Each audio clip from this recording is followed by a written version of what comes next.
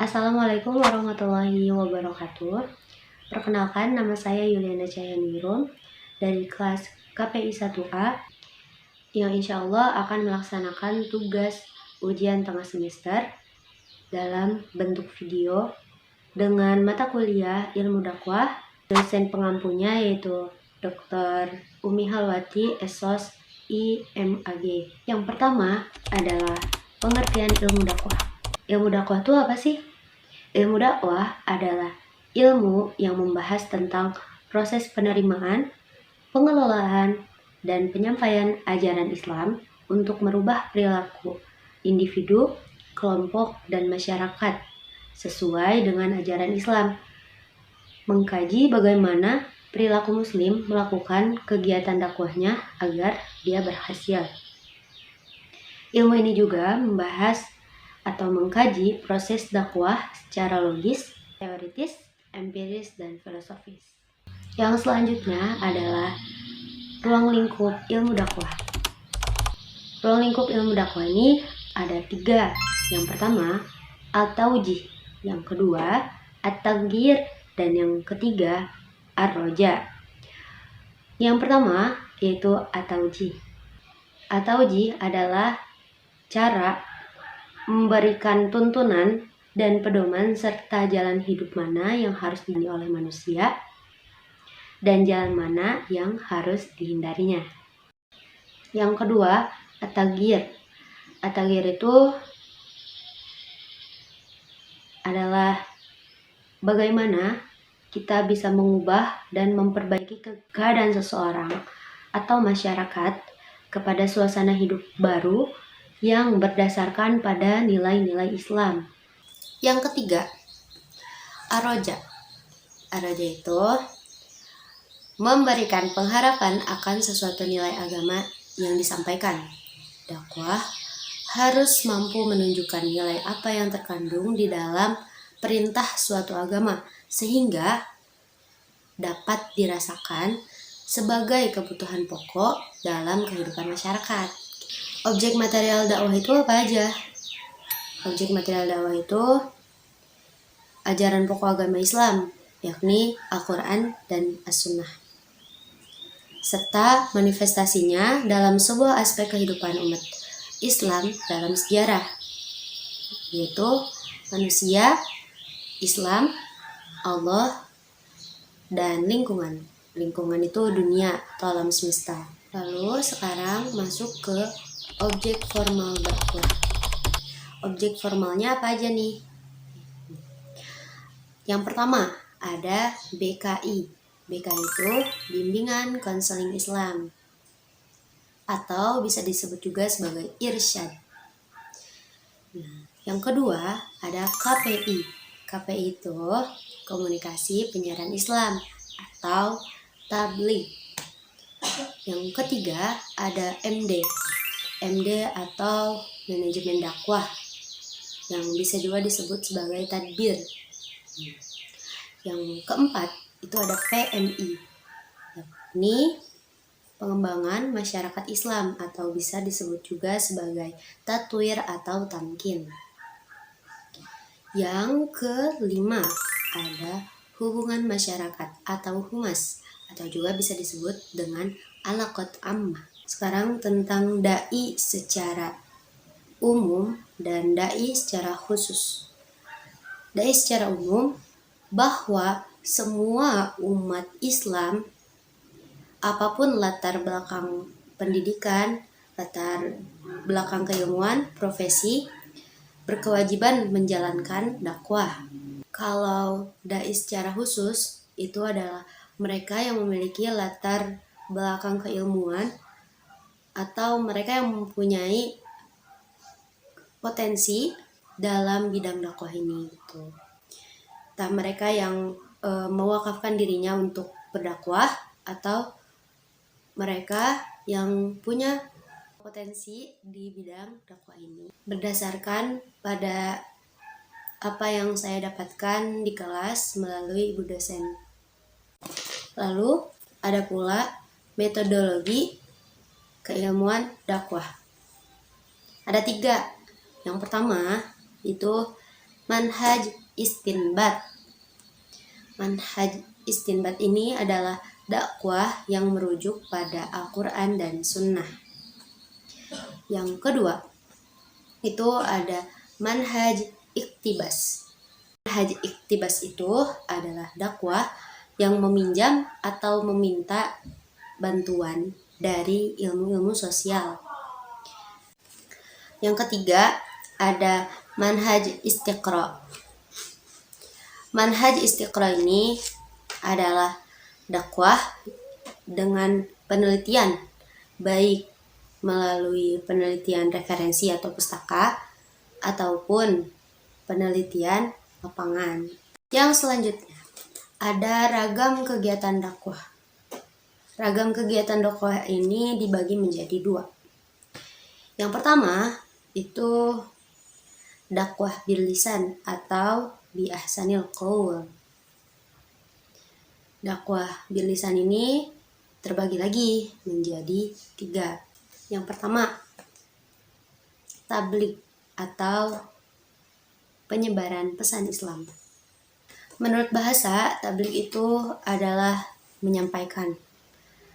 Secara istilah, bentuk dakwah yang dilakukan dengan penyebaran ajaran Islam melalui media.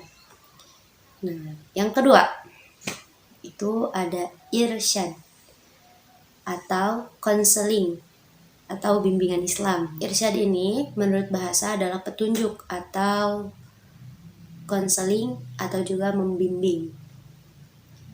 Secara istilah, ini adalah dakwah yang dilakukan dengan menyampaikan ajaran Islam melalui kegiatan penyuluhan, bimbingan, atau psikoterapi Islam kepada individu atau kelompok kecil.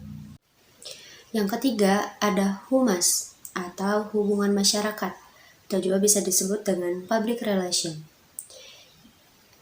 Humas ini menurut bahasa adalah hubungan masyarakat. Menurut istilah adalah bagian lembaga pemerintah atau swasta yang melakukan kegiatan mencari dukungan publik bagi usaha-usahanya. Tuh. Nah, public relation adalah proses komunikasi strategis yang membangun hubungan saling menguntungkan antara organisasi dan publik. Nah, tadi kan ragam kegiatan dakwah tuh ada 2. Yang satunya lagi itu adalah dakwah bil hal. Dakwah bil hal ini tadbir, pemberdayaan umat melalui lembaga. Secara bahasa, tadbir ini adalah manajemen atau pengelolaan. Secara istilah adalah kegiatan dakwah transformasi dan institusional ajaran Islam melalui kebijakan-kebijakan publik atau pemerintah, lembaga pendidikan, perusahaan, serta pengelolaan lembaga-lembaga dakwah. Hadirnya organisasi dakwah menjadi wadah untuk melakukan perencanaan, perorganisasian, pelaksanaan, dan evaluasi dalam pelaksanaan dakwah. Yang kedua dari dakwah bil hal ini ada MHU atau manajemen haji dan umroh. Secara istilah, ini adalah dakwah yang dilakukan melalui studi manajemen haji dan umroh, baik sebagai ilmu maupun sebagai tujal aktivitas manusia untuk mengembangkan konsep-konsep baru tentang manajemen haji dan umroh.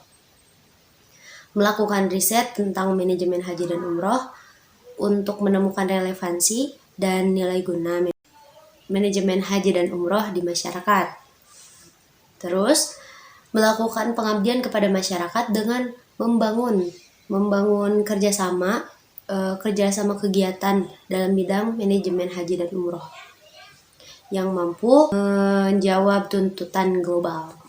Ragam kegiatan dakwah bil hal yang ketiga yaitu tatwir atau tamkin, atau disebut juga dengan pemberdayaan ekonomi umat. Tatwir atau tamkin ini menurut bahasa adalah pengembangan. Secara istilah Tatwir atau tamkin ini adalah kegiatan dakwah implementatif melalui gerakan aksi amal seperti pemberdayaan sumber daya manusia dan umat. Tatwir atau tamkin ini juga bisa dilakukan dengan program pendidikan, program pelatihan, program pemberdayaan, pendamping desa, pengembangan ekonomi, pengadaan sarana baik pendidikan, keagamaan, dan lainnya. Sekarang tentang konteks dakwah. Konteks dakwah ini ada 7. Yang pertama ada dakwah nafsiyah. Dakwah nafsiyah ini adalah dakwah kepada diri sendiri, seperti meditasi, terus muhasabah, atau berbicara kepada diri sendiri, memotivasi diri sendiri. Atau bisa disebut juga dengan komunikasi interpersonal. Nah, kategori bentuk dakwahnya ini ya irsyad atau bimbingan konseling Islam. Yang kedua, dakwah fardiyah. Dakwah fardiyah ini dakwah dari seseorang kepada orang lain. Tuh. Kategori bentuk dakwahnya irsyad, tatwir, tadwir, tamkin. Nah, yang ketiga yaitu dakwah fi'ah qalilah. Dakwah fi'ah qalilah ini yaitu dakwah yang dai-nya itu satu, tapi ke mad'unya itu ada kelompok kecil. Kalau kategori bentuk dakwahnya itu bisa tatwir atau tamkin. Yang keempat ada dakwah fi'ah katsiroh. Kalau dakwah fi'ah katsiroh ini dai-nya itu satu orang kepada kelompok yang lebih besar. Ini kategori bentuk dakwahnya dengan tablik. Yang keempat itu ada dakwah hizbiyah atau jamaah, kelompok lah, organisasi Islam.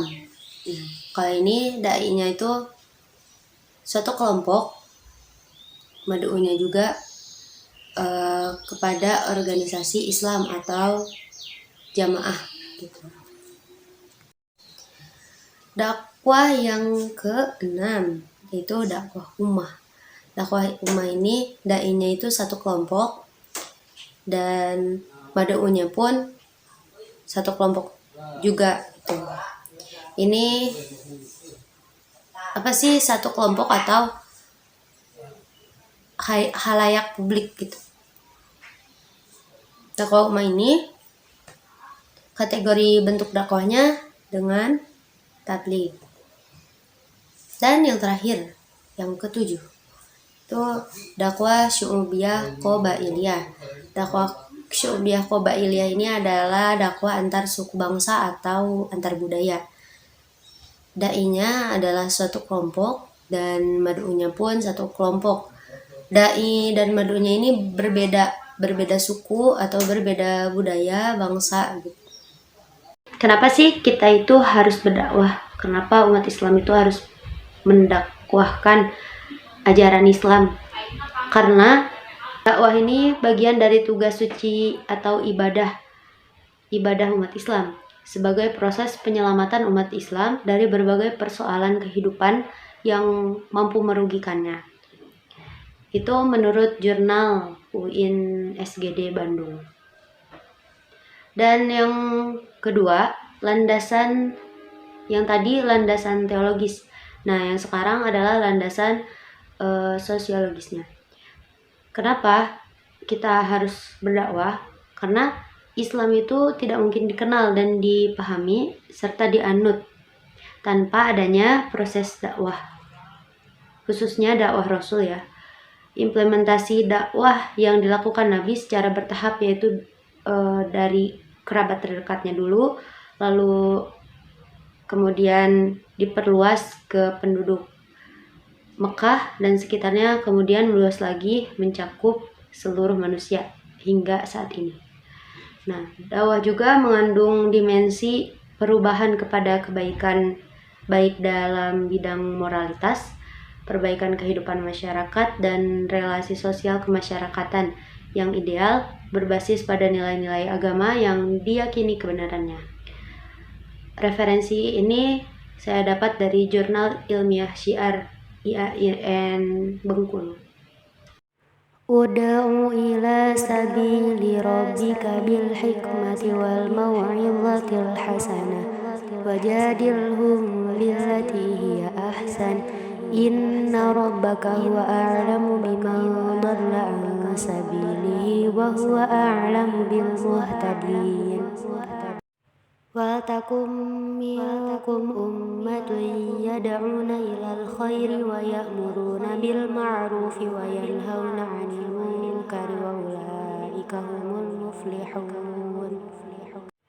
Kuntum khaira ummatin ukhrijat lin-nasi ta'muruna bil ma'rufi wa tanhauna 'anil munkari wa tu'minuna billah.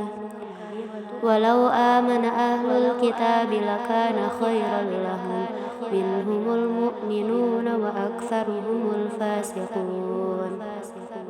Wala tankihul musyrikati hatta yu'min wala amatun mu'minatun khairum min musyrikatin walau a'jabatkum wala tankihul musyrikina hatta yu'minu wala 'abdun mu'minun khairum min musyrikin walau a'jabakum ulaika yad'una ilan nar wallahu yad'u ilal jannati wal maghfirati bi'idznih wa yubayyinu ayatihi lin-nasi la'allahum yatadhakkarun.